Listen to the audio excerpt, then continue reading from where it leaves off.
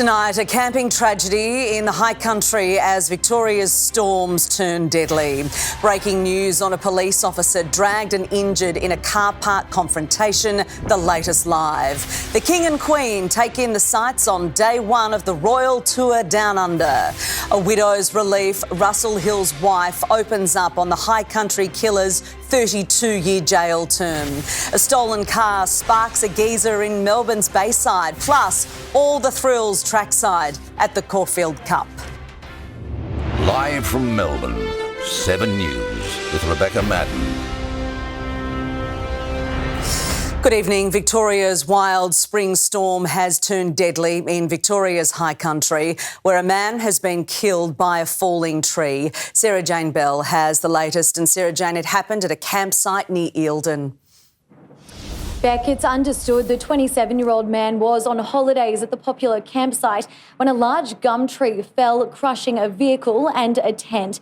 Emergency services rushed to the scene at around 3 a.m, but the bailsman died at the scene. At Linton, west of Ballarat, emergency services also rushed to a property after a man was hit by a falling tree this afternoon and taken to hospital. It comes after heavy rain and strong winds battered the state. From a flooded road to a flooded shop in under 2 minutes, this business didn't stand a chance. Rain like that, 20 minutes I reckon, and that's it. This street and Lilydale is just underwater. So it was a really significant weather event, and it did bring some pretty significant and serious weather to parts of the Melbourne region. Several Lilydale shops are victim to the downpour that caused havoc across the state. It's damaged all our floorboards. We've had obviously big clean-up. We'll probably have to close for 2 weeks. Since the new Lilydale station opened at the end of 2021, nearby businesses have been flooded twice. Locals don't think it's coincidence, but the state government says the level crossing removal project was designed to meet current flood requirements. This has always been, I guess, a flood area, but before the station, that's where all the water went, and now the water's got nowhere to go, so it comes to us. No one's taking any responsibility for it. The owners here, we're the ones copping it all the time. The slow-moving thunderstorm saw SES call to more than 540 jobs in 24 hours. Geelong worst hit with nearly 80 call-outs. One in particular brought 50 millimetres of rain in 45 minutes. That is a very intense burst. The storm, typical of spring, hammering Frankston too. The Bureau of Meteorology says for now the worst is behind us. Back in Lilydale, residents are left anxious from reoccurring flooding. Council has committed $16 million to drainage issues, but locals say authorities are playing the blame game. Let us know what the options are. Sarah Jane Bell, 7 News. To breaking news, and a police officer is in hospital tonight after he was run down and dragged by a car during an attempted arrest in Melbourne's west. Geordie Wright has the latest for us. Geordie, it happened on a main road in Point Cook. Beck, it happened right near a medical centre just before 1 this afternoon. The driver was trying to evade police when he ran the officer over, dragging him along Snides Road before mounting a curb and speeding off. The officer was rushed to Werribee Hospital with lower body injuries. Police are now searching for the driver and the passenger who fled on foot. Detectives blocked off the roads as they try to piece together exactly what happened. The officer remains in a hospital as the hunt for the driver and passenger continues tonight. Anyone with dash cam footage is urged to contact police. Beth. Geordie Wright reporting live. Thank you. King Charles and Queen Camilla are tonight relaxing by Sydney Harbour ahead of their first public appearance on their Australian tour. A rumoured appearance at the Everest didn't happen, but the royals have still made history with Charles, the first reigning king to set foot in Australia. Touching down under, the Australian Air Force making its royal delivery. King Charles and Queen Camilla emerging with umbrellas because just minutes before the reigning monarchs came raining mayhem. The airport hit by a massive downpour. It made for a careful descent down the stairs before a reigning king set foot in Australia for the first time. Greeted by the Governor-General, VIP pleasantries with our Republican Prime Minister, New South Wales Governor and Premier Chris Minns.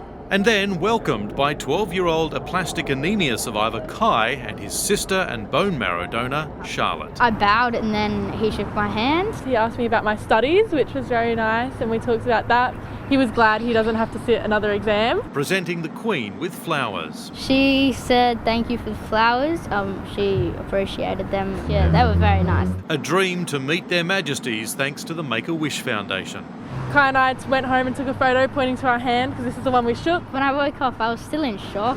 As the King and Queen made for their Sydney home, a tribute on the Opera House was delayed by another Queen, Queen Elizabeth, the cruise ship, blocking the projector due to weather delays. Once it sailed on, it was sails on, with the salute to Charles and Camilla, which they posted with thank you for the special welcome. At Admiralty House, a meeting with Prime Minister Albanese and partner Jodie Hayden. It was a great honour to welcome King Charles to Australia, and we were able to have a drink and a chat on an informal basis. King Charles is someone who has an affection for Australia, and they're very much looking forward to the coming days. Their first morning in Sydney as King and Queen, enjoying the view from the veranda, Camilla going on a guided stroll through the grounds on a day of rest ordered by Charles's doctors, joined by the King by the harbourside pool of the official royal residence, taking in the sights and the sunny breaks,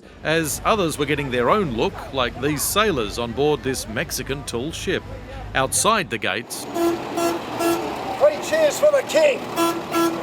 Locals with their own welcome. The King and Queen have the right in Australia. Yes, I think it's a really exciting thing. It's a great system that they represent. The public now have an extra chance to see their Majesties tomorrow after a church service at St Thomas's, North Sydney. Its foundation stone laid by Charles's great-great-grandfather, then Prince George, in 1881. The congregation has been praying for their King. We really hope and pray that he recovers well, and that what he hears in the service will be of great encouragement and meaning to him. Paul Caddick, 7 News. Live now to Paul Caddick. And Paul, their Majesty's first public appearance is now happening earlier than expected. That's right, Rebecca, and it'll be happening right here at the lawn outside the St Thomas Anglican Church in North Sydney, which they're just making preparations for as we speak. The opportunity to see the King and Queen will come after the service here tomorrow morning at 11:30 a.m. and it'll add to the other public meet and greets already on the schedule in Canberra on Monday and at the Sydney Opera House on Tuesday afternoon. And as the royal itinerary gets underway tomorrow, there'll be special coverage right here on 7. Rebecca. Paul Caddick reporting. Thank you. The widow of missing camper Russell Hill says she's relieved that high country killer Greg Lynn will be behind bars for decades. Robin Hill says she doubts the sincerity of his last-minute apology and is now bracing for his appeal. Robin Hill waited 1,673 days for justice over the death of her husband. It came yesterday in the Supreme Court. We were just all over the moon when we left because we couldn't wish for a better outcome. Gregory Lynn was jailed for 32 years, a minimum of 24, for murdering Carol Clay as she camped with her secret boyfriend Russell Hill in the Wonnangatta Valley in 2020. Lynn was acquitted of murdering Mr Hill, but Mrs Hill is convinced he did it, and the sentence is for his death too. I think I was relieved when we did get what the sentence was, because we were so worried.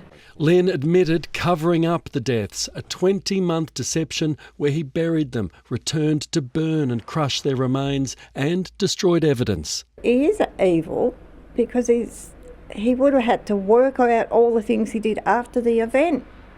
Well, a normal person wouldn't be able to do that. It'd be a nervous wreck. The court heard yesterday the father of 3 wrote a letter saying sorry to the families. What do you say to his apology? I actually don't really know. I just felt it was crawling a bit.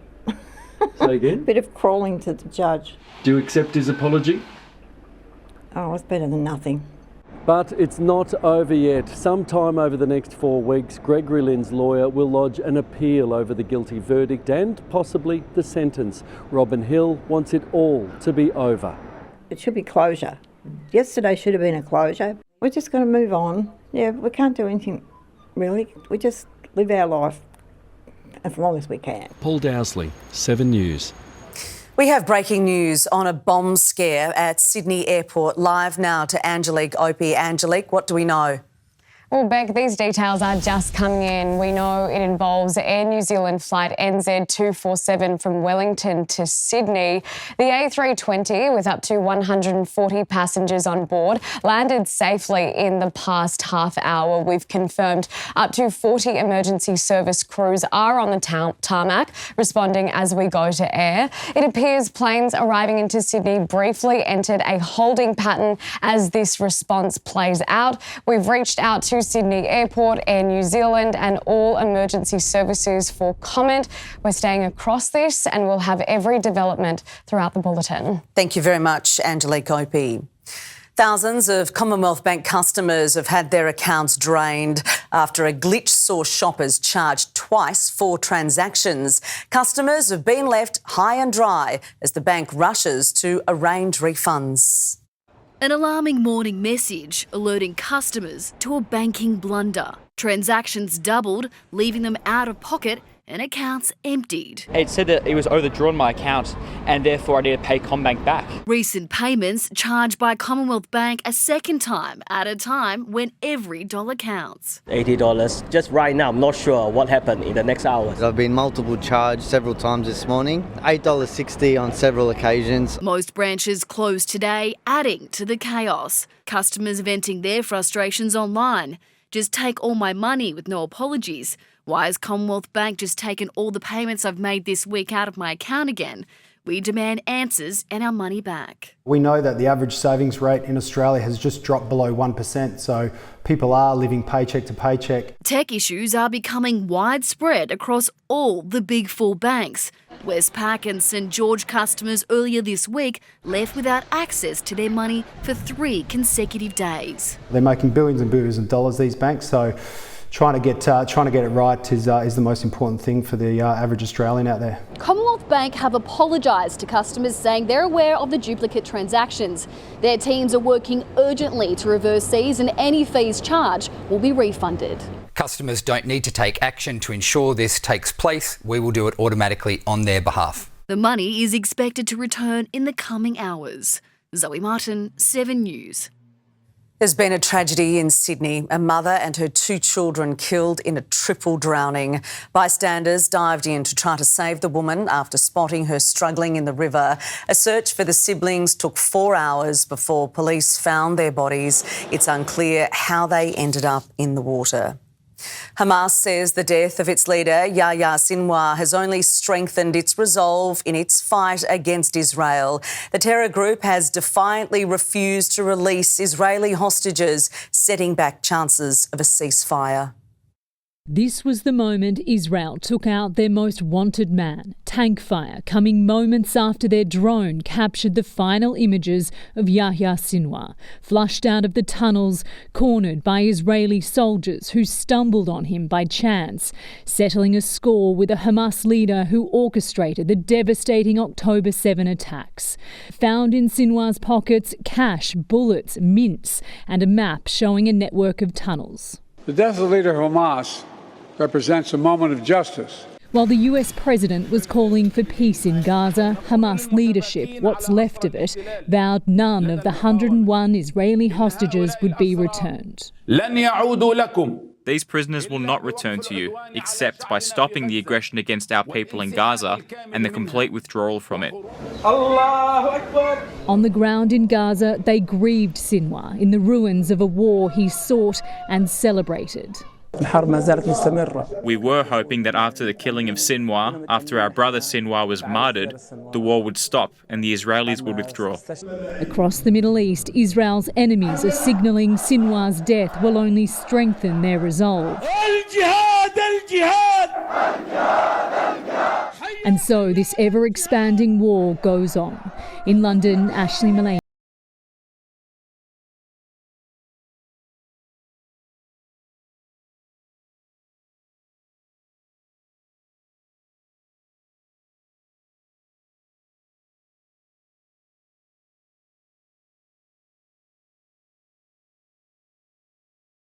After the Players Association raised concerns over procedural fairness and the severity of the sanctions imposed. Skits at the party including players mimicking the 9/11 disaster nudity and reenacting sexual assault with blow-up dolls.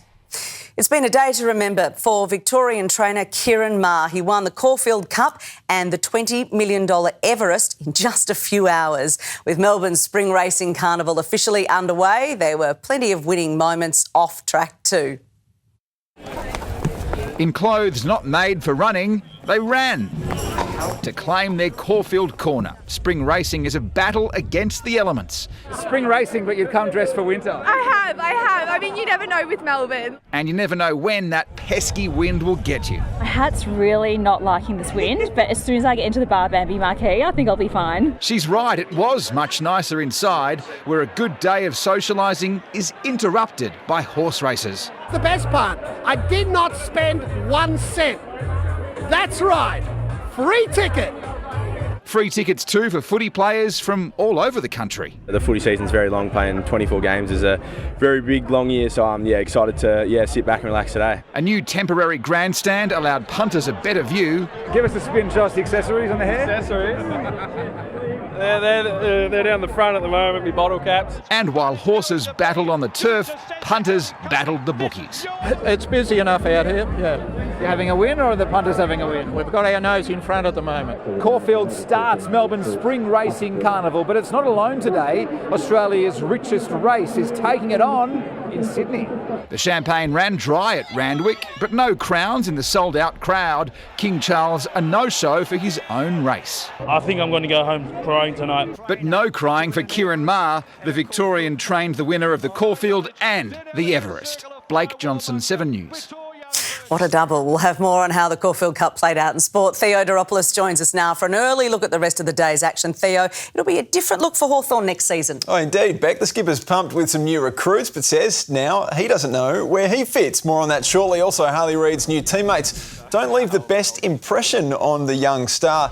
Plus, how Shane Warne is still inspiring Nathan Lyon as he looks to honour the late Spin King. And tough to be racing today. 2 wheels or 4, not horses though for Kieran Maher. The wheel events came unstuck. Beck, we'll have those highlights shortly. Terrific. Thanks very much, Theo. A national burger chain is accused of exploiting trainee wages to underpay staff. Now the company is fired back. That is next on 7 News. Also ahead, Liam Payne's One Direction bandmate breaks his silence. The momentary lapse that sparked traffic chaos in Parkville. And Melbourne's would-be mayors get fired up for a political race of another kind.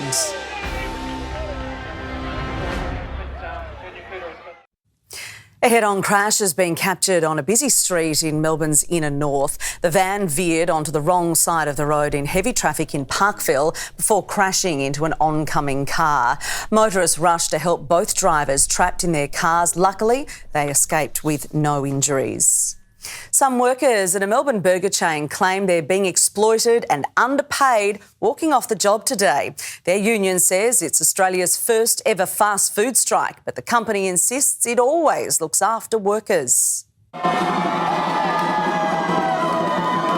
20 young fast food workers start a passionate 12-hour strike. The workers united will never be defeated.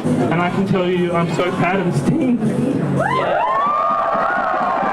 They claim Grilled underpays its young workers, exploiting a traineeship wage. They're on $14.95 an hour right now, with no extra on weekends. The company denies exploitation, claiming a third of their trainees go on to be managers. Mia Cora started as a trainee. And I'm currently a grilled partner now at my own restaurant. The company also says the union represents a tiny minority of its workers, but delayed a new EBA for 6 months. That's why we really want to increase these rates of pay now. And I'm really frustrated why we're taking so long to get this done.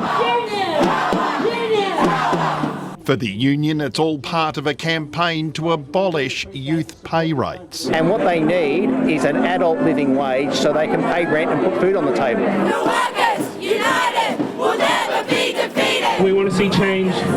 If not us, then who? Nick McCallum, 7 News.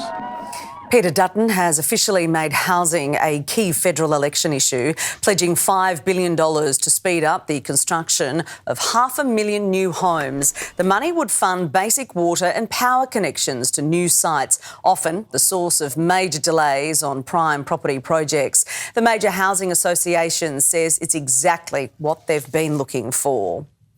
Liam Payne's father is in Argentina tonight, given the heartbreaking task of identifying his body and organising its return to the UK. The pop star's untimely death has prompted an outpouring of grief from friends and colleagues across the world. As if things weren't tough enough for Liam Payne's father, the grieving parent forced to run this ugly gauntlet of chaos. He'd only just finished identifying the body of his son and was returning to the Argentinian hotel where the 31-year-old spent his final minutes. He was very frustrated and was smashing his laptop in the lobby. Witnesses to those final minutes today painted the picture of a young man in distress. The final time he came back down, he actually passed out in the lobby of the hotel, looked like convulsing a little bit. He was then led back to his third-floor room. And then lastly, a really, really loud yell, probably somewhere between 4:45 and 5 o'clock on Tuesday. The man who discovered the then 14-year-old and put him in the world's biggest boy band, Simon Cowell, heartbroken. Liam, I am truly devastated, Cowell posted online. Every tear I have shed is a memory of you. Former bandmate Niall Horan had only just seen Payne, who'd come to one of his concerts in Buenos Aires. I sadly didn't know that after saying goodbye and hugging him that evening, Horan posted, I would be saying goodbye forever. Moon is breaking through her hair. In the United States, David Woywood, 7 News. The race to Town Hall has taken an unusual path, with would-be mayors getting behind the wheel of billy carts at the annual Queensbury Cup. If this is anything to go by, former Carlton legend Anthony Koutafidis may need a bit of a push to the finish line. Postal votes for all council elections must be in the mail by next Friday. Sonia Marinelli joins us now. Sonia, there was sunshine after that huge deluge. There was, Beck, and that was a welcome relief after yesterday's flooding rain. Thunderstorms were slow-moving, soaking Melbourne and Geelong with up to 70 millimetres. But the worst of it is now behind us. And after this morning's drizzle cleared out, today's sunshine made the colder weather much more tolerable. The city reaching a top of just 16.8. Now, from one extreme to another, it is about to get hot. Beck, I'll tell you all about it after sport. Terrific. Thank you very much, Sonia. 3 children have been arrested over a stolen car crash that caused a geyser on Melbourne's Bayside. The unexpected fallout is next. Also ahead on 7 News, new hope in a 50-year-old Melbourne cold case. What police found in a crime crackdown in the northwestern suburbs. And Melbourne gets all jazzed up for a New Orleans-style party. A crackdown on car thieves across the city's northwest has netted 10 alleged criminals. A police operation spanning 3 nights targeted car parks and residential areas in the Brimbank area. Officers seized 3 stolen cars and trafficable quantities of drugs, as well as various weapons. 3 children have been taken into custody after a crash that sparked chaos on Melbourne's Bayside. A stolen Audi hit a fire hydrant, sending a jet of water into the air and nearby businesses. A fountain of water towering over the Sandy Hotel, cascading onto the roof and filling the underground car park. The cause, a fire hydrant, destroyed when a stolen Audi mounted the curb on Beach Road just before 8 this morning. Just the skidding and watching a car kind of spin out of control. SES volunteers pumping out water downstairs, while mopping up began upstairs. A large section of the dining room now unusable, with the roof waterlogged. It was like there was a thunderstorm happening in Sandringham alone, and my students were rocking up, seeing me on the phone with the fire hydrant exploding. The Audi was dumped nearby on Campbell Street. The 3 alleged offenders were unable to outrun police, arrested hiding in a driveway. A 14-year-old Hampton girl, a 15-year-old Dandenong girl and a 16-year-old girl from Black Rock have all been charged with theft of a motor vehicle, among other offences. All three have been bailed. Geordie Wright, 7 News. New research shows the federal government's vaping plan is failing, with 99% of products bought on the black market. A nationwide survey of more than 300 pharmacies found just 4 stocked legal vapes under the national plan. Mark Butler promised Australia's vapers that these products would be available from pharmacies without a prescription. Criminal activity is a direct result of the restrictive policy we have. So vapers are not accessing these products through legal channels. Vapes are increasingly part of Melbourne's ongoing tobacco wars. North Korean soldiers have arrived in Russia to help reinforce the stalled Russian advancement in Ukraine. South Korean intelligence says 1,500 have been ferried to a port city and given Russian uniforms and fake IDs. It's feared the final figure could be closer to 12,000. South Korea has labelled the deployment a grave security threat. There are already reports of North Korean soldiers immediately deserting their units. The entire nation of Cuba has been plunged into darkness after its electricity grid suffered a catastrophic failure. It's causing mayhem for the island's 10 million residents, cutting lights in homes, businesses and on the streets. Hospitals have been forced to rely on generators and schools are closed. The outage was triggered after the sudden failure of one of the country's major power plants. A Melbourne church has hosted an emotional memorial service for a woman who has been missing for almost 50 years. The American was visiting Melbourne when she vanished. Her 92-year-old mother still lives in hope of a breakthrough. A tree and plaque planted at a South Bank church to honour missing American Julie Garcia Soleil. Watching online from California, her 92-year-old mother, Ruth. I want to thank everyone involved so very, very much for making this happen. In our own little way here in Australia, in Melbourne, we're able to care for Ruth and walk with her. The mystery surrounding the disappearance of American girl Julie Garcia Soleil deepened. 1975, the 19-year-old disappeared from this North Melbourne flat after 3 men visited. Despite years of searches, no one has ever been charged. Her body never found. Her mother Ruth came to Melbourne at the time and made an impassioned plea in 2003. Always questions, always wondering. Nothing.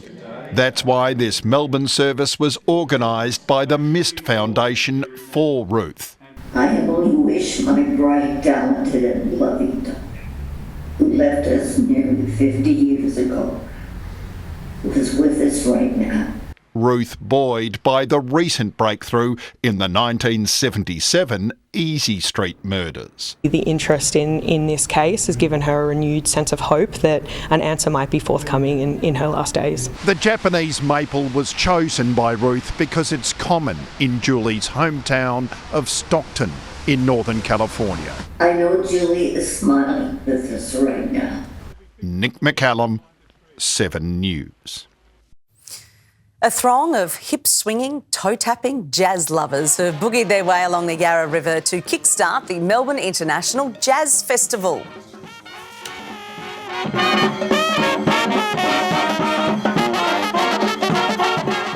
The 3,000-strong crowd was led by legendary New Orleans TBC brass band in Australia for the first time ever. A cutting-edge Australian invention is helping female cancer patients once left behind by technology. That's next. Also ahead on 7 News, the stolen steamroller rampage that left a trail of destruction. A historic cottager's journey from Gold Rush-era home to 21st Century Award winner, and how a little love saved an abandoned bandicoot. A driver has left an almighty trail of destruction after smashing through the fence of a car wash right next door to a petrol station in Coburg North around 10:30 last night. The vehicle was totaled, but the 19-year-old driver escaped unhurt. The passenger was taken to hospital with extensive injuries.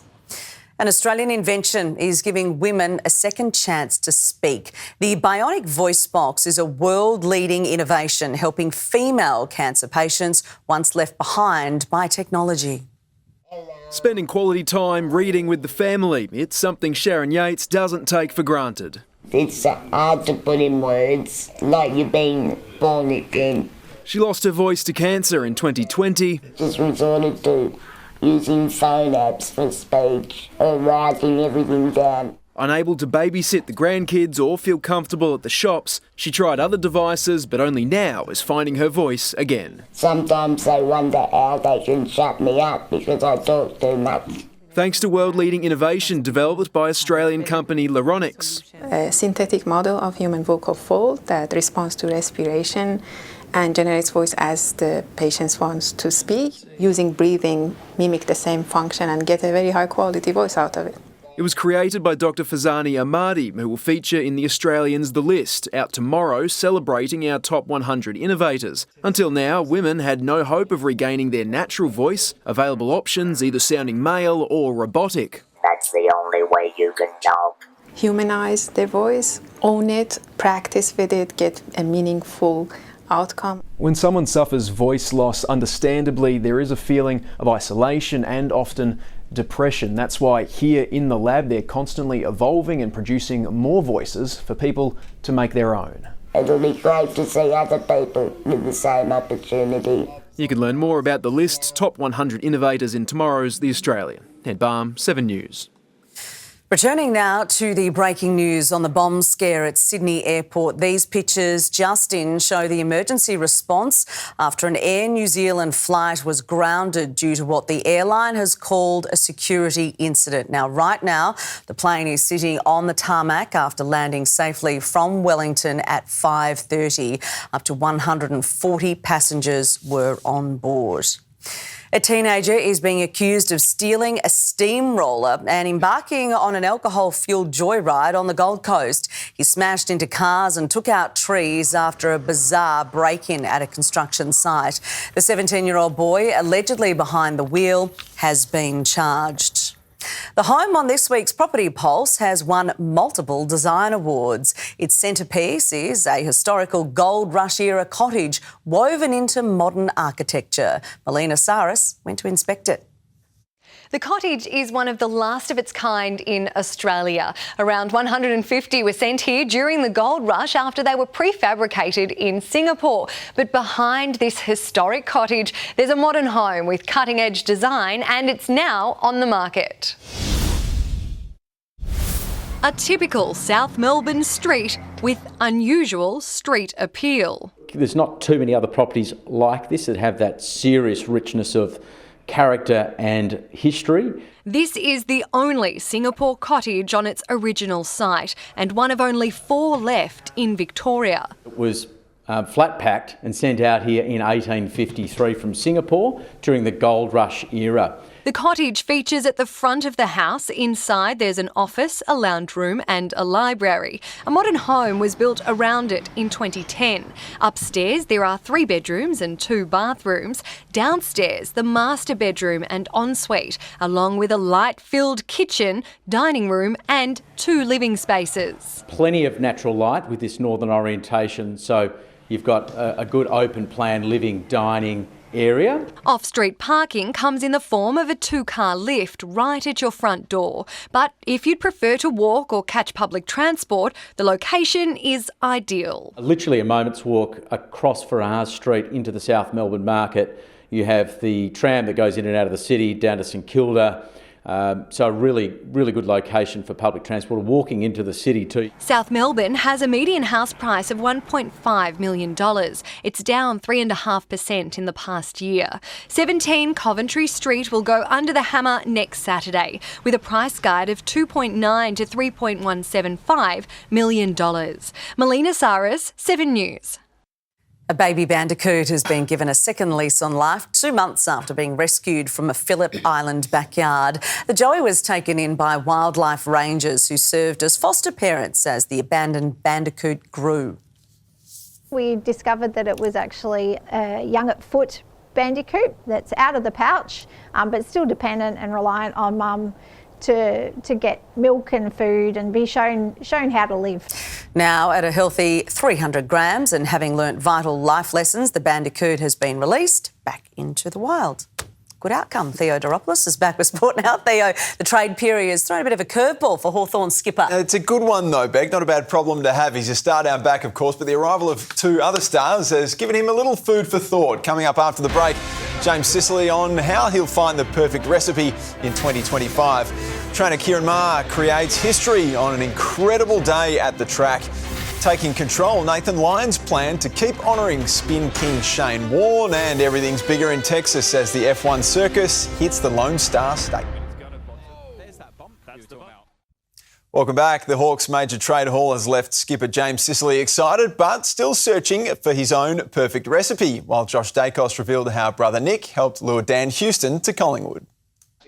Too many cooks in the kitchen. It's safe to say Josh Dacos and James Sicily won't be quitting their day jobs. Hopefully no one's eating our food today. I don't know how that might go down. Punting, I usually just back the number 6 because that's my playing number. The Hawks and Pies, two key clubs this trade period. Josh revealing his brother Nick did have a role to play in getting Dan Houston across from the Power. I think Nick was in his ear a little bit. I think once Nick heard wind that Dan could be likely. He was doing everything he could, and we've known Dan for a number of years. Hawthorn welcoming defenders Tom Barrass and Josh Battle, leaving James Sicily unsure of his role next season.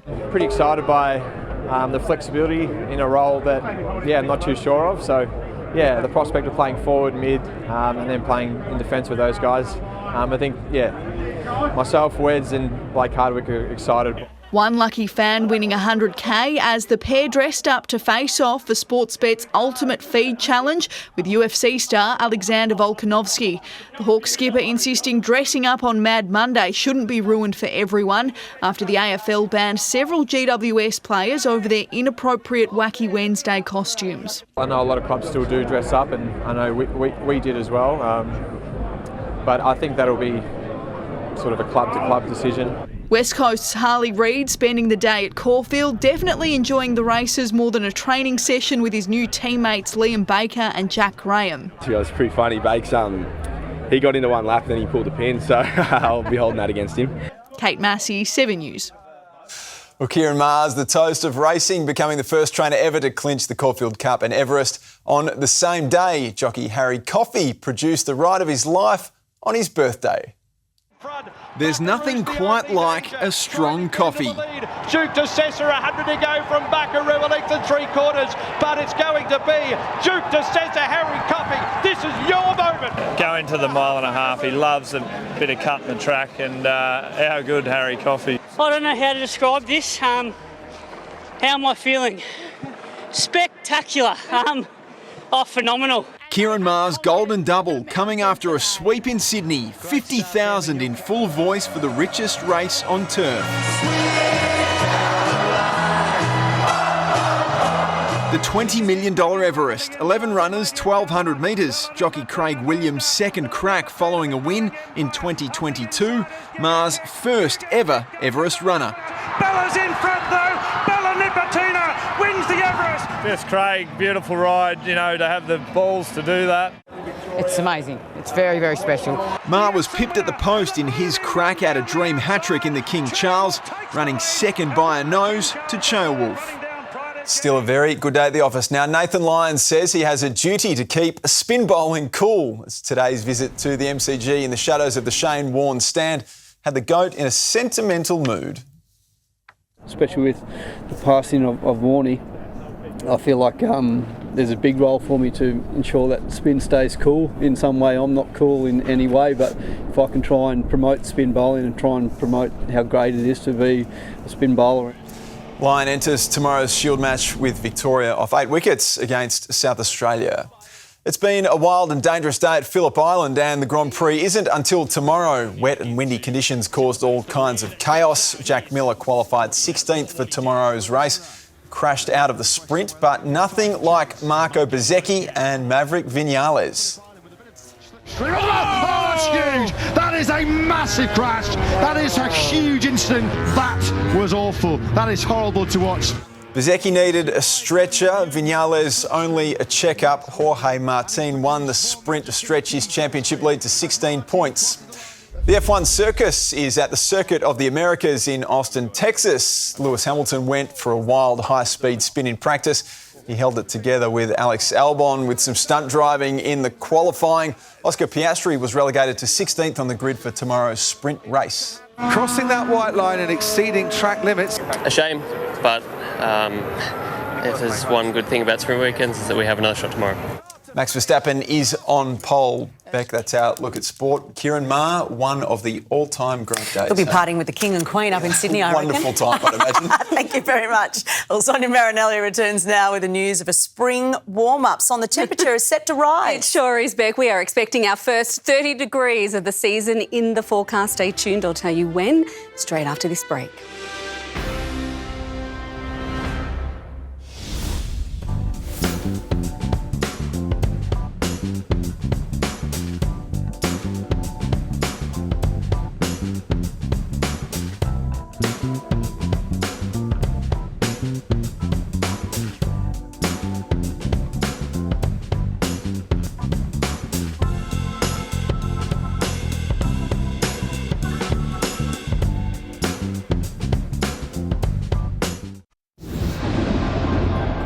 Hello again. Drizzle cleared out to sunshine, so not a bad start to the weekend in the end, although it was on the chilly side. This week we've averaged around 24-degree days. Today the city just nudging a top of 17 and 18 was as warm as it got around the suburbs. That's because the winds have shifted colder following yesterday's deluge.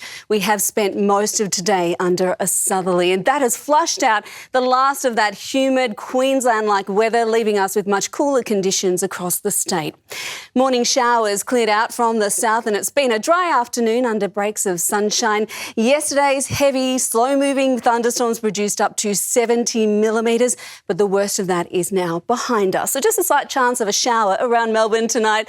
Winds do stay chilly. The temperature drops to 13 in the overnight hours. Tomorrow we're looking at very similar conditions across the state. Cool with possible morning drizzle, clearing out to a dry afternoon. But this is where it gets exciting. We are expecting a burst of spring warmth early next week. By Tuesday, the state's temperature is soaring to 30 degrees and beyond, but it does get cold again not long after that.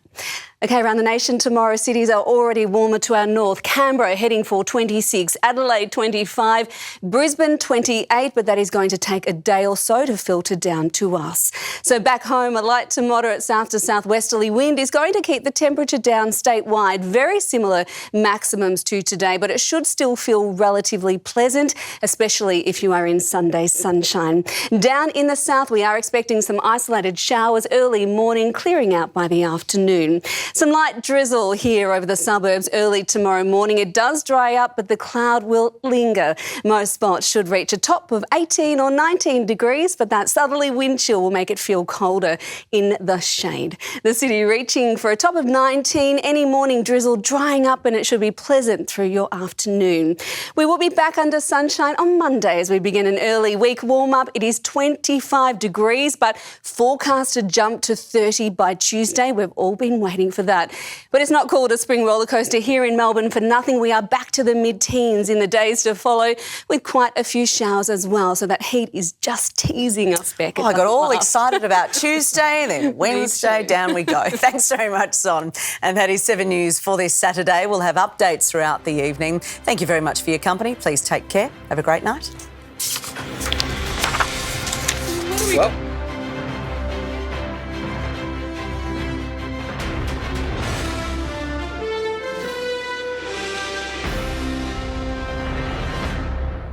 The 7 News app will give you the news you want every minute of every day, including breaking news alerts. Download the 7 News app now.